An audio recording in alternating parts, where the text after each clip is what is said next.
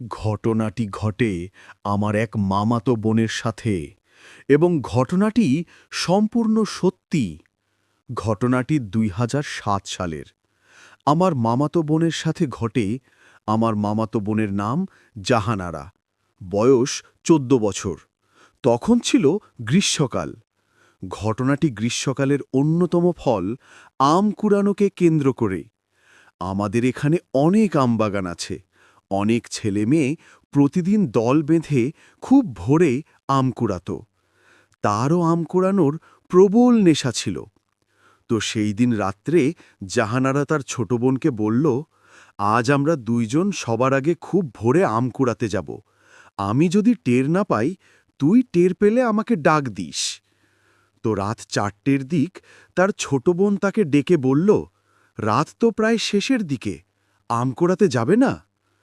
তারা আর দেরি না করে বাড়ি থেকে বের হয়ে গেল। আমবাগানটি ছিল বাড়ি থেকে কিছুটা দূরে ও বাগানটি ছিল অনেক বড় ও পুরানো। বাগানের একটা গাছ ছিল অনেক পুরনো, আর সেই গাছের আমগুলো অনেক ছোট ছোট ছিল, কিন্তু সেই গাছের আমই সবচেয়ে বেশি পড়ত। আম কুড়াতে কুড়াতে সেই বড় গাছের নিচে গিয়ে জাহানারা খুবই অবাক হয়ে গেল, কেননা গাছের নিচে কেবল একটা আমই পড়ে আছে, তবে আমটি এ গাছের আমের তুলনায় অনেক বড়। তবুও সেটাকে পাত্তা না দিয়ে আমটি ধরতে গেল, কিন্তু এরপর সে যা দেখল তা অন্য কেউ দেখতে চাইবে না। সে যখন আমটি ধরতে গেল, অমনি আমটি কিছুটা দূরে সরে গেল। এটা দেখে সে ভয় পেল, কিন্তু ভাবল হয়তোবা সে ভুল দেখেছে।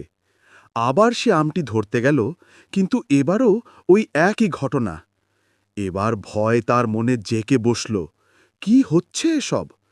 আবার যখন সে আমটি ধরতে গেল, তখনই আমটি এমন একটা ভয়ঙ্কর আকৃতি ধারণ করল, যা দেখামাত্র সে বেহুশ হয়ে গেল। ঘটনাটি এখানেই শেষ হলেই ভালো হতো, কিন্তু এরপর যা ঘটল, যা এক কথায় অবিশ্বাস্য। যখন আজানের সুর শুনে তার হুঁশ ফিরল, তখন সে গাছটির নিচে পড়ে আছে। আশেপাশে কেউ নেই। এমনকি তার ছোট বোনকে খুঁজে না পেয়ে আরও ভীত হয়ে পড়ল এবং খুব দ্রুত পরিমরি করে বাড়ি ফিরে এসে দেখে তার বোন এখনো ঘুমুচ্ছে। সে তার বোনকে ডেকে তুলল আর বলল, কেন তাকে একা ফেলে চলে এসেছে সে? কিন্তু তার বোন কিছুই বুঝল না।